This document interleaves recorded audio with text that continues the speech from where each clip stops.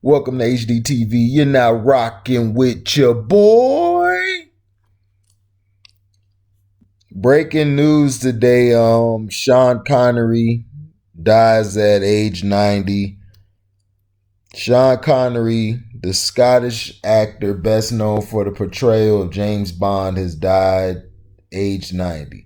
The cause is not yet known. He was admired by a generation of film fans as the original and best 007 and went on to create a distinguished body of work in films such as The Man Who Would Be King, The Name of the Rose, and The Untouchables. Born Thomas Sean Connery in 1930, he grew up in the tough Fountain Bridge area of Edinburgh and left school at 14 to work as a milkman for the co-op. In 1948, he joined the Royal Navy but was later discharged on medical grounds. He began bodybuilding age 18 and got work as a life model, among many jobs, and entered the Mr. Universe contest in 1953. Though he did not win, having been interested in acting for some time, Connery used his Mr. Universe visit to London to audition for a stage version of South Pacific and landed a role in the chorus. His acting career then took off first in rep theater and then small roles in TV shows such as Dixon of Dock Green and the Jack Benny Program. His first credited film role arrived in 1957, played a hoodlum in the 1957 British thriller No Road Back. However, it was a BBC version of Rod Sterling's Requiem for a Heavyweight that provided his breakthrough lead role. Playing a boxer facing the end of his career in the ring, his film profile increases as a result with support roles in Hell Drivers, a lorry-driving thriller starring Stanley Baker, and Action of the Tiger, directed by Terrence Young, with whom Connery will later reunite on Dr. No. Connery landed a substantial role in the war set melodrama, Another Time, Another Place in 1957, opposite Lana Turner, then a huge Hollywood star. In a widely retold anecdote, he reportedly came to blows with Turner's lover, the notorious gangster Johnny Stompanato.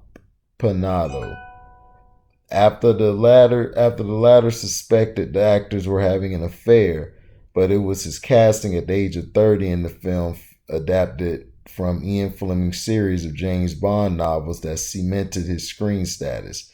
Reportedly, at the insistence of producer Albert Cubby Broccoli's wife Dana, Connery got the role in Dr. No over better-known actors due to his sex appeal. Despite initial misgivings, Dr. No was a huge success, not least because it had been produced cautiously on a comparatively low budget, released in 1962, and it was a hit in Britain, but also did well commercially in the U.S. Connery went on to appear in 4 more Bond films in succession between 1963 and 1967, from Russia with Love, Goldfinger, Thunderball, and You Only Live Twice. His dramatically increased star status also allowed him to take films outside the series, notably the psychological thriller Marnie for Alfred Hitchcock, and The Hill, a military prison drama directed by Sidney Lumet. However, his increasing disenchantment at playing 007 saw him drop out of the next Bond film on Her Majesty's Secret Service, and he was replaced by George Lazenby. However, the Australian actor's tenure lasted only a single film, and Connery was lured back for Diamonds Are Forever in 1971 with an enormous fee. Connery refused to return again, though he did participate in Never Say Never Again, the unofficial Bond film released in 1983 that resulted from a legal battle undertaken by the Thunderball co-writer Kevin McClory, again with the huge fee. Connery was now secure in a high-priced, high-status existence, allowing him to work on a number of widely differing projects. He took the lead in John Boorman's bizarre sci-fi fantasy Zardos, acted alongside Michael Caine, a longtime friend, in the Kipling adventure yarn The Man Who Would Be King. Played a middle-aged Robin Hood in Robin and Marian, and a crime-solving monk in the Umberto Eco adaptation, The Name of the Rose. In the ensuing decades, he retreated largely to colorful supporting roles. He won his only Oscar in 1988 for his turn as the principled Irish beat cop Malone in The Untouchables. He played Indiana Jones' feisty father in Indiana Jones and the Last Crusade, and a renegade Russian submarine captain in The Hunt for Red October. After difficult experience making The League of Extraordinary Gentlemen, during which he reportedly clashed repeatedly with the director Stephen Norrington, Connery retired from acting in 2003 and refused an offer to join the cast of the fourth Indiana Jones film in 2007, saying, "Retirement is just too damn much fun." However, he did complete one more film, voicing the title role in the Scottish-made animation Sir Billy.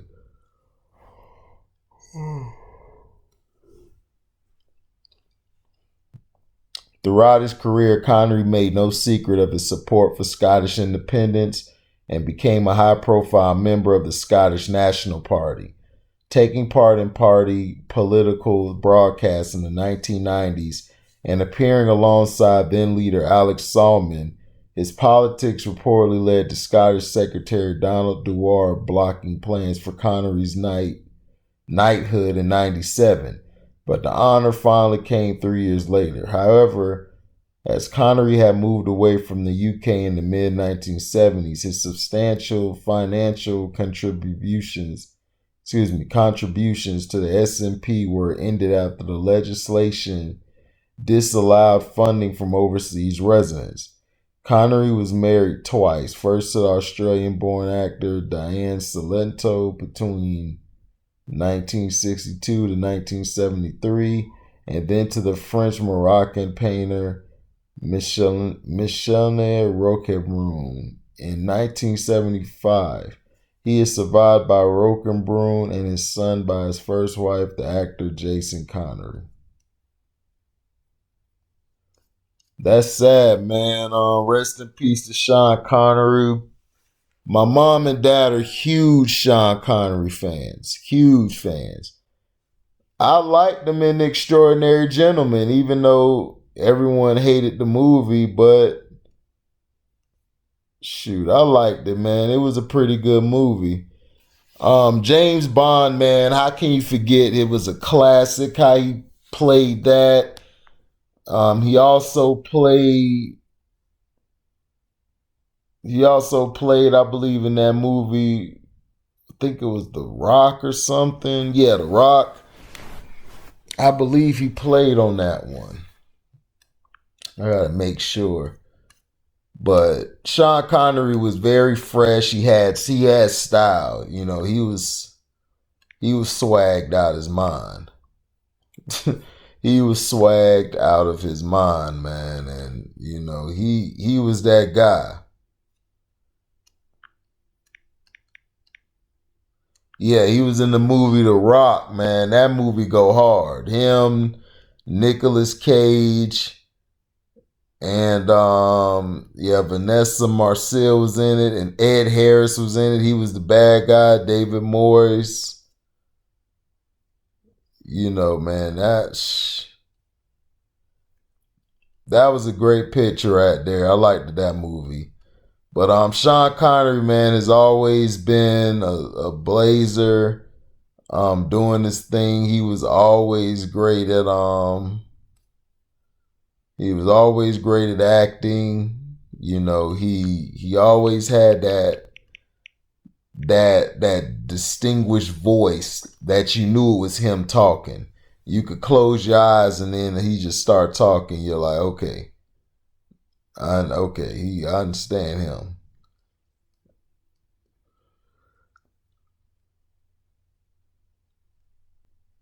So So now Goldfinger, he was in that.